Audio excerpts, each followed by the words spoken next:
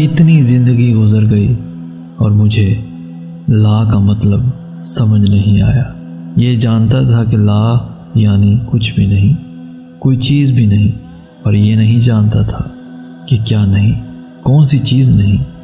تھوڑا غور کیا اور حقیقت کھلی کہ کیا نہیں، ہر خواہش، ہر آرزو، ہر خواب کی جہاں آ کر نفی ہو جائے، جہاں آ کر اپنی زندگی کی ہوس ختم ہو جائے، موت کا خوف ختم ہو جائے، درد کا احساس ختم ہو جائے، ہر چیز اپنا وجود کھو دے، تب لا کی تفسیر ہوتی ہے۔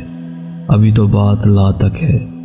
لا الہ الا اللہ کو جاننے کے لیے تو صدیاں درکار ہیں، اور جان لو یہی حقیقت ہے۔ ابھی تو زندگی ایک نقطے، ایک صفر پر رکی ہوئی ہے، اور میں لا کی جاگتی حقیقت میں گم حیران ہوں۔